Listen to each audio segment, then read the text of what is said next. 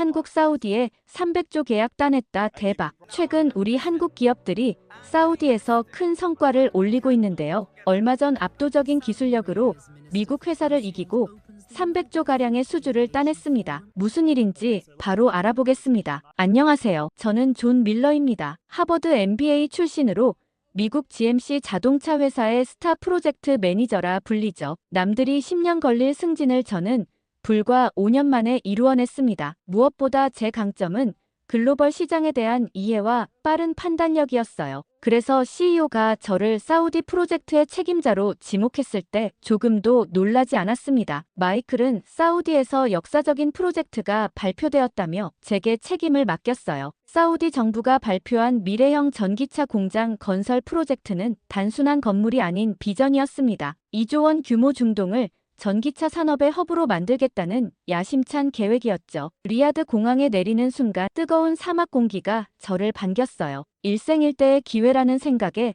가슴이 벅차올랐습니다. 사우디 왕실 소유의 호텔 로비에서 첫 미팅이 있었습니다. 그곳에서 저는 뜻밖의 경쟁자를 만났어요. 한국의 H 엔지니어링 CEO 박진우였죠. 그의 명함을 받아들며 속으로 가볍게 웃었습니다. 한국 기업이라니. 자동차는 잘 만들겠지만 건설은 전혀 다른 이야기입니다. 특히 이런 메가 프로젝트는 GMC 같은 글로벌 거인의 영역이었죠. 박진우의 눈빛은 날카로웠습니다. 42세 엔지니어 출신의 CEO라고 했어요. 그의 이력서를 슬쩍 훑어봤죠. 중동, 동남아 등 극한 환경에서 빠르게 성장했다고 합니다. 그래도 GMC와 비교할 수는 없었어요. 우리는 100년의 역사와 세계 최고의 기술력을 자랑하는 건설사니까요. 첫 공식 미팅에서 사우디 측 프로젝트 책임자 알파이잘은 중동이 석유를 넘어 친환경 에너지의 중심지가 될 것이며 이 전기차 공장이 그 시작점이 될 것이라고 강조했습니다. 회의실을 둘러보며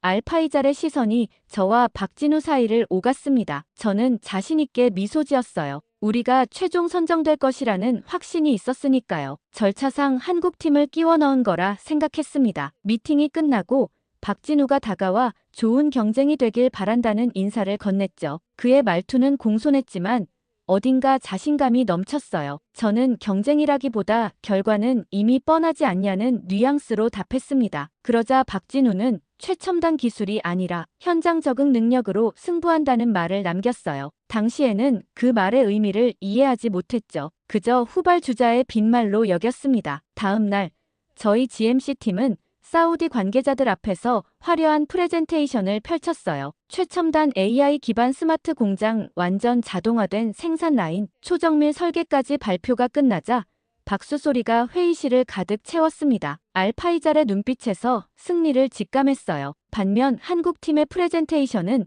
의외로 소박했습니다. 화려한 기술 대신 사막 환경에 최적화된 설계를 강조했어요. 솔직히 별로 감명받지 못했습니다. 빈말로라도 칭찬하기 어려울 정도였죠. 그런데 갑자기 알파이잘이 예상치 못한 제안을 했습니다. 설계만이 아니라 3개월 내 실제 시공 테스트를 완료한 팀을 최종 선정하겠다는 것이었죠.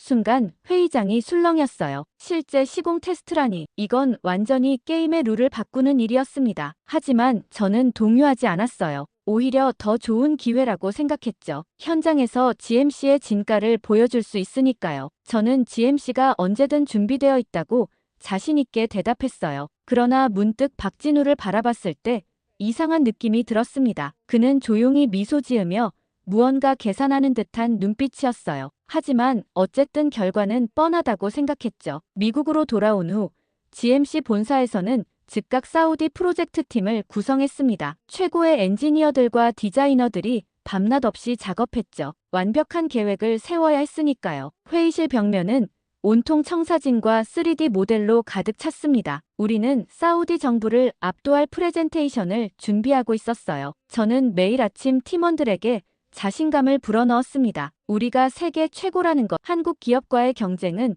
그저 형식적인 절차일 뿐이라고요. 팀원들도 모두 공감했죠. 어떻게 GMC와 한국의 중소기업이 대등한 경쟁자가 될 수 있겠습니까? 그런 생각을 하며 한 달 동안 거의 잠을 자지 않고 프로젝트 계획을 완성했어요. 사우디로 다시 날아간 날 저는 그 어느 때보다 자신감에 차 있었습니다. 가방 속에는 최첨단 AI 기반 스마트 공장 설계도가 들어있었어요. 완전 자동화된 생산 라인, 최고급 소재를 사용한 초정밀 설계 모든 것이 완벽했습니다. 특히 AI 시스템은 GMC의 자랑이었죠. 생산 효율을 30% 이상 높일 수 있는 혁신적인 기술이었으니까요. 사우디 왕실에서 마련한 컨퍼런스룸은 웅장했습니다. 금장식과 대리석으로 꾸며진 공간에 각국의 미디어와 사우디 고위 관계자들이 자리했어요. 그들 앞에서 저는 최고의 프레젠테이션을 펼쳤습니다. 3D 홀로그램으로 미래 공장의 모습을 보여주자 감탄사가 흘러나왔죠. 생산 과정부터 에너지 효율성, 경제적 효과까지 모든 데이터를 완벽하게 제시했어요. 발표를 마치자 박수 소리가 터져 나왔습니다. 사우디 관계자들의 표정에서 감동을 읽을 수 있었어요. 특히 알파이잘은 연신 고개를 끄덕이며 만족스러운 표정을 지었습니다. 성공이라는 확신이 들었죠. 이제 남은 건 한국 팀의 발표였고 그건 그냥 형식적인 절차일 뿐이라고 생각했어요. 그런데 H 엔지니어링의 발표가 시작되자 예상과 달리 분위기가 달라졌습니다. 박진우는 화려한 기술보다 사막 환경에 맞춘 실용적 솔루션을 강조했어요. 모듈형 공법으로 빠른 시공이 가능하다는 점, 모래 폭풍과 급격한 온도 변화에 대응하는 시스템, 유지 보수가 쉬운 구조 등을 차분하게 설명했습니다. 솔직히 말해서 한국의 기술은 우리와 비교하면 한 세대 뒤처진 것처럼 보였어요. AI도 완전 자동화도 없었습니다. 하지만 이상하게도 사우디 관계자들이 꽤 진지하게 경청하는 모습이었어요. 특히 모래폭풍 대응 시스템에 관한 설명에서 알파이잘이 유독 관심을 보였습니다. 발표가 끝나고 질의응답 시간에 알파이잘은 저희 GMC에 날카로운 질문을 던졌어요. AI 시스템이 사막의 극단적인 환경에서도 안정적으로 작동할 수 있는지, 모래 입자가 기계에 미치는 영향은 어떻게 대처할 것인지 물었습니다. 저는 자신 있게 우리의 기술력으로 충분히 해결 가능하다고 답했죠. 하지만 내심 긴장이 됐어요. 그런 세부적인 문제까지는 깊게 고려하지 않았거든요. 반면 박진우는 알파이잘의 질문에 여유롭게 답변했습니다. 중동과 북아프리카의 유사 환경에서 검증된 사례들을 구체적으로 제시했죠. 그의 답변에는 실전 경험에서 나오는 설득력이 있었어요. 처음으로 이 한국인이 만만한 상대가 아닐지도 모른다는 생각이 들었습니다. 회의가 끝나고 밖으로 나오는데 마음 한구석이 불편했어요. 저는 항상 승리를 확신했는데 왜 이런 감정이 드는 걸까요? 호텔로 돌아와 창밖으로 펼쳐진 리야드의 밤 풍경을 바라보며 생각에 잠겼어요. 시내 중심에 우뚝 선 고층 빌딩들과 달리 지평선 너머로는 끝없는 사막이 펼쳐져 있었습니다. 그 광활한 사막에서 우리의 첨단 기술이 통할까? 잠시 의문이 들었지만 곧 떨쳐버렸어요. GMC는 어떤 환경에서도 적응할 수 있는 기술력을 갖고 있으니까요. 다음 날 아침, 사우디 정부는 최종 결정을 발표했습니다. 예상대로 두 회사 모두 설계 단계를 통과했고 이제 3개월 내에 실제 시공 테스트를 완료해 결과물을 평가받게 됐어요. 각 회사에는 동일한 규모의 부지와 예산이 할당되었습니다. 저는 즉시 미국 본사에 소식을 전했어요. 인력과 장비를 최대한 빨리 동원해야 했으니까요. 마지막으로 박진우와 마주쳤을 때 그의 눈빛에 담긴 자신감이 이상하게 느껴졌습니다. 그는 한국으로 돌아가 팀을 꾸릴 거라며 2주 후에 만나자고 했어요. 이준아, 저는 이미 내일부터 작업을 시작할 계획이었습니다. 속으로 그들의 준비 부족을 비웃었죠. 이 정도 차이면 승리는 더욱 확실해 보였으니까요. 이대로라면 3개월 후에 GMC는 중동 최대 규모의 계약을 따낼 것이고 저는 회사 내에서 더 높은 자리로 승진할 거라고 생각했죠. 이 정도면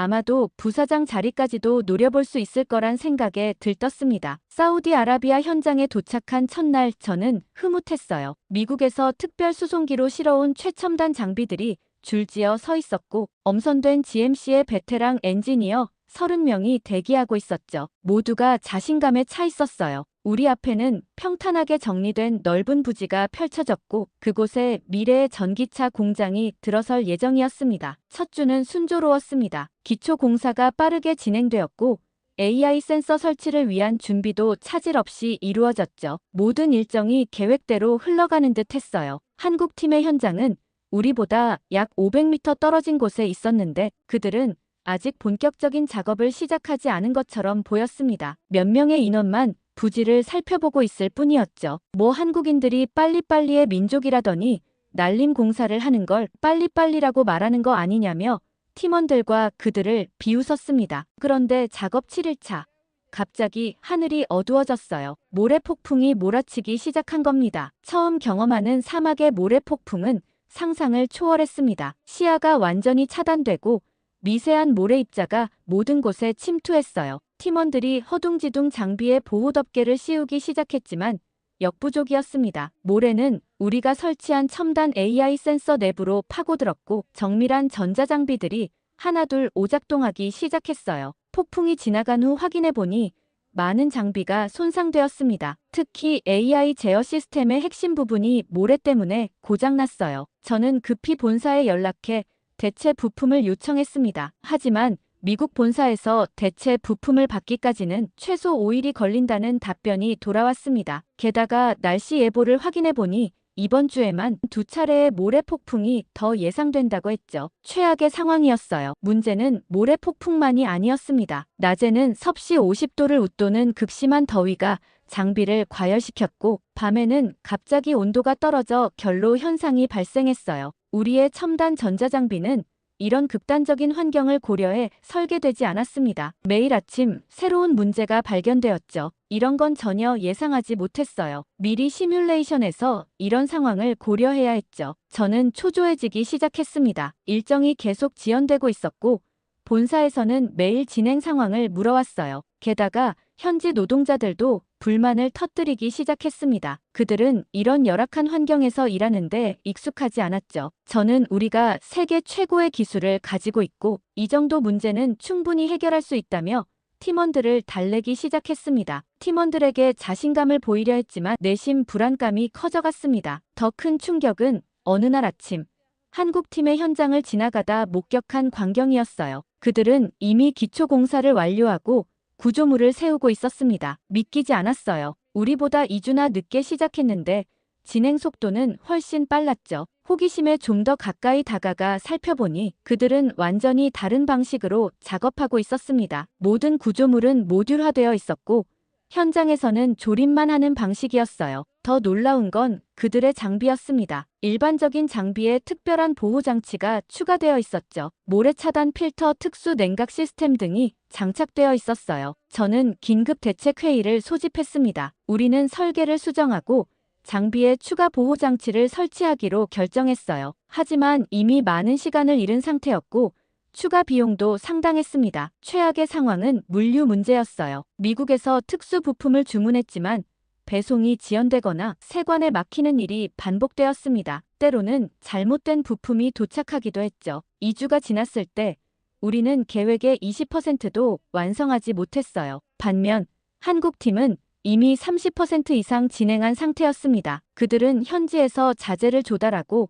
사막 환경에 맞춰 설계된 모래 방지 시스템을 활용하고 있었어요. 심지어 태양광을 이용한 냉각 기술까지 적용하고 있었죠. 그때 본사에서 비디오 컨퍼런스 요청이 왔습니다. CEO 마이클의 표정은 심각했어요. 한국보다 뒤처지고 있다는 소식에 잔뜩 화가 난 것 같았습니다. 저는 사막 환경에 예상치 못한 어려움을 설명했지만 마이클은 이해하려 하지 않았습니다. 그는 GMC의 명성이 걸린 문제라며 어떤 방법을 써서라도 상황을 역전시키라고 지시했어요. 절대 한국팀에 뒤처져서는 안 된다고 소리쳤죠. 그 이후 압박감에 잠을 이루지 못하는 밤이 계속되었습니다. 창밖으로 보이는 사막의 밤하늘은 그 어느 때보다 어두웠어요. 다음 날 저는 마지막 승부수를 던지기로 결심했습니다. 미국에서 추가 인력과 장비를 긴급 투입하고 24시간 작업 체제로 전환했어요. 비용이 2배로 늘어났지만 어쩔 수 없었습니다. 이대로 패배할 수는 없었으니까요. 그러나 운명은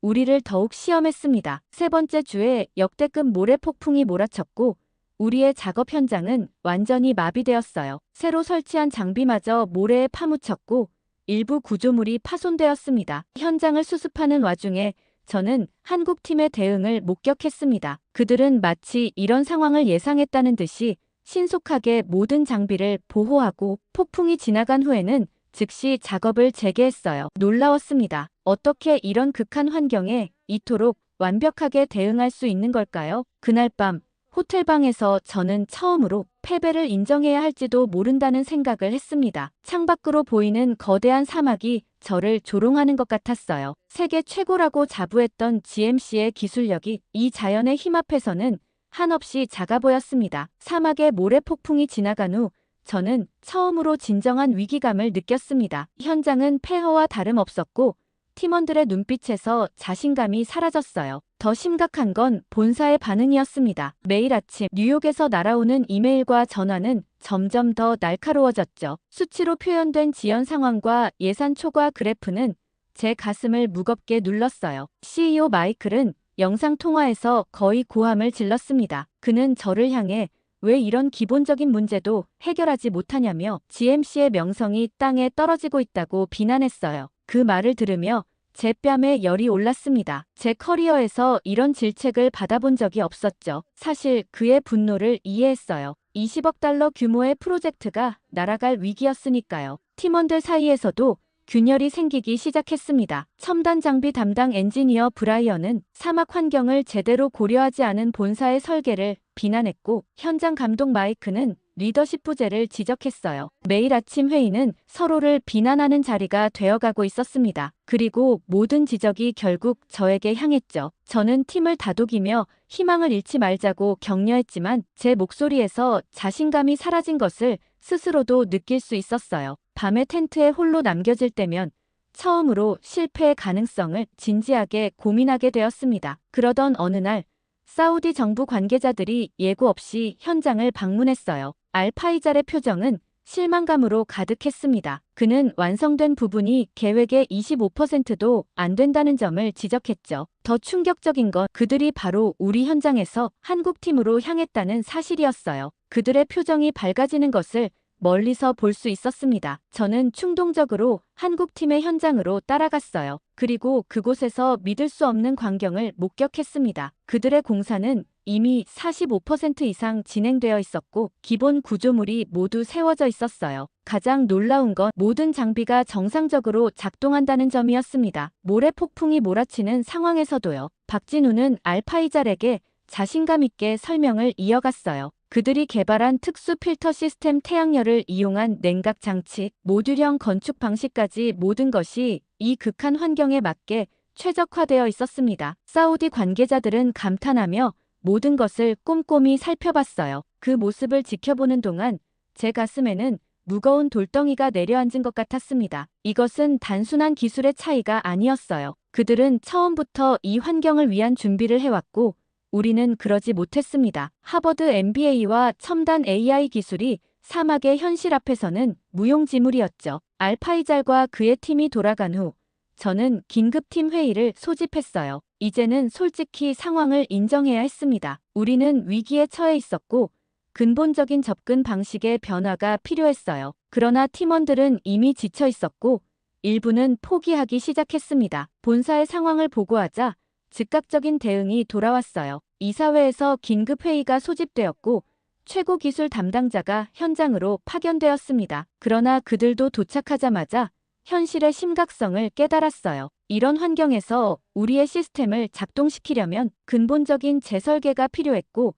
그건 최소 2달이 걸릴 일이었습니다. 그런데 우리에게 남은 시간은 겨우 5주였죠. 뉴욕 본사에서는 이례적인 조치를 취했습니다. 사우디 프로젝트 지원을 위해 다른 모든 글로벌 프로젝트의 우선순위를 낮추고 최고의 인력을 총동원하기로 했어요. 하지만 그런 결정조차 너무 늦었다는 생각이 들었습니다. 사우디 관계자들의 신뢰는 이미 크게 손상되었고 한국팀은 계속해서 앞서 나가고 있었으니까요. 현장에서 가장 충격적인 장면은 매일 아침 두 팀의 작업 시작 모습이었습니다. 한국팀은 새벽 4시부터 작업을 시작했어요. 가장 더운 시간을 피하는 전략이었죠. 반면 우리는 미국식 일정을 고수하며 8시에 작업을 시작했고 정오의 살인적인 더위 속에서 효율이 크게 떨어졌습니다. 그들은 현지 환경에 완벽하게 적응하고 있었고 우리는 여전히 적응하지 못하고 있었어요. 4주차에 접어들면서 마이클 CEO가 직접 현장을 방문했습니다. 그의 표정에서 충격을 읽을 수 있었어요. 수치로 보고받는 것과 실제 눈으로 보는 것은 완전히 달랐기 때문이죠. 그는 한국팀의 현장도 둘러봤고 돌아와서는 한동안 말이 없었습니다. 그리고 마침내 입을 열었을 때 그의 음성은 이전의 자신감 넘치는 톤이 아니었어요. 우리가 너무 오만했다며 한국 중소기업을 무시한 게 잘못이라고 얘기했어요. 말을 듣는 순간 제 마음속 어딘가가 무너지는 느낌이었습니다. 평생 최고만을 추구해온 GMC가 아시아의 신생 기업에게 패배를 인정하는 순간이었으니까요. 마이클은 다음날 뉴욕으로 돌아갔고 저는 더 큰 압박 속에 남겨졌습니다. 그리고 마침내 사우디 정부로부터 공식 통보가 왔습니다. 프로젝트 중간평가에서 우리는 한국팀에 크게 뒤처져 있으며 이대로 가면 최종 계약은 H 엔지니어링에게 돌아갈 가능성이 높다는 내용이었어요. 그들은 우리에게 마지막 기회를 주는 의미로 2주의 시간을 더 허락했지만 그것은 사실상 패배를 의미했습니다. 그날 밤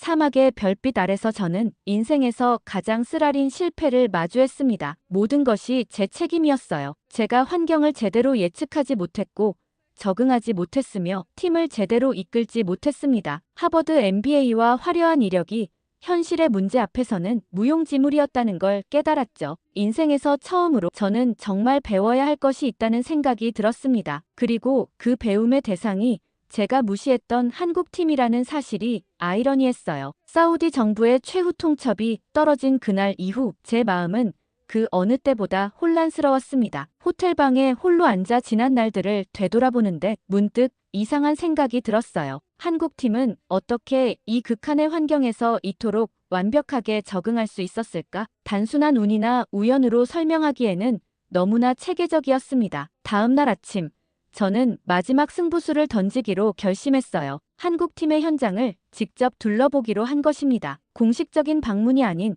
그저 관찰자로서의 방문이었죠. 이른 새벽, 아직 어둠이 채 가시지 않은 시간에 현장에 도착했습니다. 멀리서 지켜보기로 했어요. 그리고 놀라운 광경을 목격했습니다. 모든 작업자들은 특수 제작된 방진복을 입고 있었고 장비마다 특별한 보호 장치가 설치되어 있었어요. 작업 방식도 완전히 달랐습니다. 그들은 미리 제작된 모듈을 조립하는 방식으로 건설을 진행하고 있었죠. 더 가까이 다가가자 무언가 눈에 띄었습니다. 그들의 AI 센서 시스템은 우리와 비슷했지만 핵심적인 차이가 있었어요. 모든 센서에는 이중 필터 시스템이 적용되어 있었고 전자장비는 특수 냉각 장치로 보호되고 있었습니다. 그들은 사막의 환경을 철저히 연구하고 그에 맞는 해결책을 준비해온 것이었어요. 그때 누군가 제 어깨를 두드렸습니다. 놀라서 돌아보니 박진우였어요. 그는 이른 아침부터 무슨 일이냐며 물었지만 그의 표정에서 이미 제 의도를 간파했다는 것을 알 수 있었습니다. 저는 솔직하게 상황을 인정했어요. 우리가 어려움을 겪고 있으며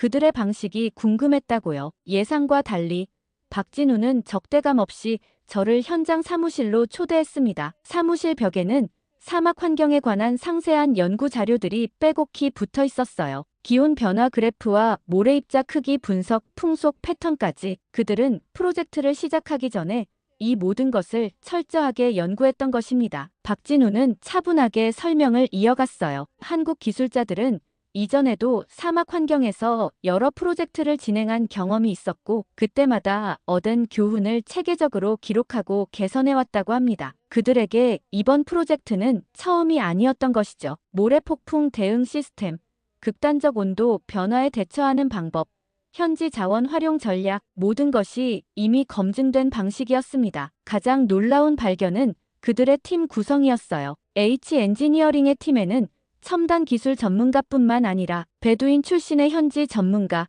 기후학자, 심지어 생태학자까지 포함되어 있었습니다. 다양한 관점에서 문제를 바라보는 그들의 접근법이 결국 성공의 비결이었던 거예요. 박진우의 사무실 책상 위에는 프로젝트 아도니스라고 적힌 폴더가 있었습니다. 제 시선이 그곳에 머물자 그는 살짝 미소를 지으며 그것이 사우디 사막에 특화된 건설 기술 개발 프로젝트라고 설명했어요. 3년 전부터 준비해온 장기 프로젝트였습니다. 그들은 이 입찰이 나오기 훨씬 전부터 준비하고 있었던 것이었어요. 컴퓨터 화면에는 현재 진행 중인 작업의 실시간 모니터링 시스템이 떠 있었습니다. 각 모듈의 온도와 습도, 미세한 진동까지 모든 것이 감시되고 있었어요. 문제가 발생하면 즉시 대응할 수 있는 시스템이었죠. 그들의 AI는 화려한 기능보다 실용성에 초점을 맞추고 있었습니다. 그리고 건설 현장을 함께 둘러보는 동안 저는 또 다른 충격적인 사실을 발견했습니다. 한국팀의 작업자들은 대부분 현지인들이었어요. 그들은 사막 환경에 익숙한 사람들을 고용해 현지 지식을 활용하고 있었습니다. 반면 우리는 대부분 미국에서 데려온 엔지니어들로 팀을 구성했고 그들은 이 환경에 적응하는데 큰 어려움을 겪고 있었죠. 이런 세부적인 부분까지 고려한 그들의 준비성에 감탄할 수밖에 없었습니다. 현장을 나오면서 저는 완전히 다른 사람이 된 것 같은 기분이었어요. 지금까지 저는 첨단 기술과 화려한 이론만이 성공의 열쇠라고 믿어왔습니다. 하지만 실제 환경에 적응하는 실용적인 지혜가 얼마나 중요한지를 그제야 깨달았죠. 한국팀은 단순히 좋은 기술을 가진 것이 아니라 그 기술을 실제 환경에 맞게 적용하는 능력이 뛰어났습니다. 그리고 그날 밤 깊은 생각에 잠겼죠. 저는 이 프로젝트는 깔끔하게 포기해야 한다고 생각했습니다. 그 대신 한국팀에게 배울 것이 있으면 최대한 배워서 돌아가는 게 남는 거라는 생각이 들었죠. 그리고 저희 기술 공유가 필요하다면 기술을 공유해서라도 한국팀의 핵심 기술을 배우는 게 이득이라고 생각했습니다. 하지만 현실은 그렇게 간단하지 않았어요. 본사에 이 계획을 보고했을 때 CEO는 격분했습니다. 그는 경쟁사와의 협력이 GMC의 가치와 맞지 않으며 기술 유출 위험이 너무 크다고 주장했어요. 무엇보다 이것이 우리의 패배를 공식적으로 인정하는 셈이라는 우려를 표했습니다. 밤새 영상회의를 통해 본사를 설득하려 했지만 이사회의 반응은 차가웠습니다. 그들에게 이건 단순한 프로젝트 성공 여부가 아닌 회사의 자존심과 신념의 문제였어요. 결국 저는 최후 통첩을 받았습니다. 48시간 내에 독자적인 해결책을 찾거나 아니면 프로젝트에서 철수하라는 것이었죠. 회사의 지시를 따를 것인가 아니면 제 신념대로 행동할 것인가. 저의 전체 커리어가 걸린 순간이었어요. 밤이 깊어갈수록 제 마음은 더욱 무거워졌습니다. 창밖으로 보이는 사막의 별들이 마치 제 결정을 지켜보는 듯 했어요. 그때 문득 박진우의 말이 떠올랐습니다. 성공적인 리더는 자신의 약점을 인정하고 더 나은 해결책을 찾는 사람입니다. 그 순간 저는 무엇을 해야 할지 깨달았어요. 다음 날 아침 저는 중대한 결정을 내렸습니다. 본사의 지시에도 불구하고 한국팀에게 배우고 싶었고 이를 위해선 회사를 떠나야 했죠. 다음 날 현장에 도착했을 때 팀원들의 얼굴에는 체념의 그림자가 드리워져 있었어요. 그들도 알고 있었습니다. 우리의 시간이 얼마 남지 않았다는 것을요. 그런 그들 앞에서 저는 마지막 회의를 소집했습니다. 회의실 테이블 위에는 우리의 실패를 증명하는 수치들이 가득했어요. 냉정한 숫자들이 우리를 비웃고 있었습니다. 그동안 본사에서는 추가 자금과 인력을 계속 투입했지만 사막의 현실은 변하지 않았어요. 기술만으로는 이 싸움에서 이길 수 없다는 사실이 점점 명확해졌습니다. 그리고 저는 팀원들에게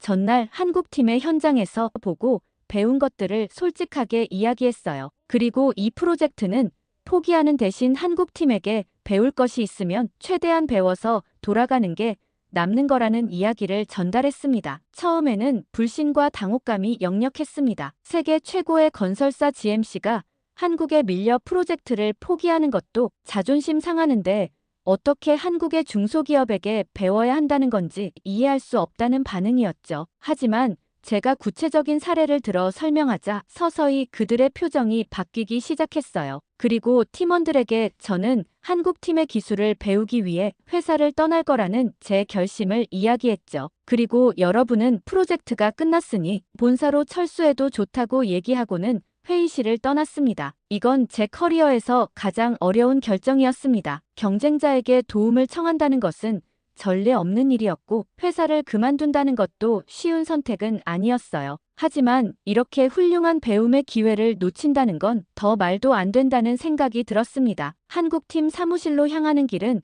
그 어느 때보다 길게 느껴졌습니다. 모래바람이 제 얼굴을 때리는 것이 마치 운명의 조롱 같았어요. 이 모든 상황이 제 오만함에 대한 벌이 아닐까 하는 생각이 들기도 했습니다. 박진우를 찾아 그의 사무실로 들어섰을 때 책상 위에 놓인 작은 사진 한 장이 제 눈에 들어왔습니다. 낡은 액자 속에는 젊은 남자와 소년이 함께 공사 현장에 서 있는 모습이 담겨 있었어요. 무심코 그 사진에 대해 물었습니다. 박진우의 표정이 순간 굳어졌다가 이내 부드러워졌어요. 그는 그것이 아버지와 찍은 마지막 사진이라고 말했습니다. 잠시 침묵이 흐른 후 박진우는 천천히 이야기를 시작했어요. 그의 아버지는 한국의 작은 건설 회사에서 일하던 평범한 현장 노동자였습니다. 폭설이 내리던 어느 겨울날 안전 장비의 부실함으로 인해 현장에서 사고가 발생했고 그의 아버지는 세상을 떠났다고 했어요. 박진우의 목소리에서 아직도 그 상처가 아물지 않았음을 느낄 수 있었습니다. 그는 사진을 조심스럽게 만지작거리며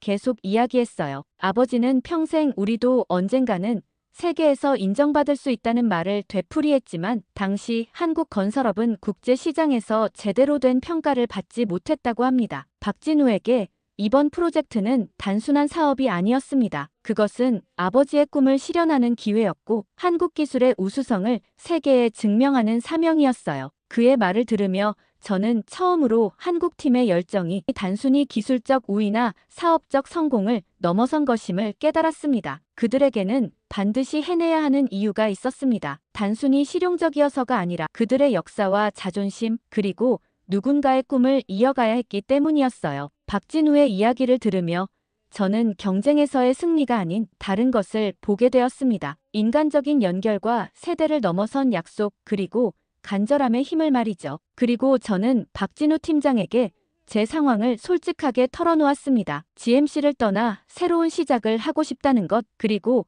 그 과정에서 한국팀의 기술과 접근 방식을 배우고 싶다는 마음이었어요. 놀랍게도 그는 진심 어린 미소로 저를 환영했습니다. 하지만 더 놀라운 일은 그 뒤에 일어났어요. 제가 회의실을 떠난 후 브라이언과 마이크를 비롯한 5명의 팀원들이 제 뒤를 따라왔습니다. 그들도 남아서 한국팀의 기술을 배우고 싶다는 것이었어요. 회사가 아니라 당신을 따르기로 했습니다.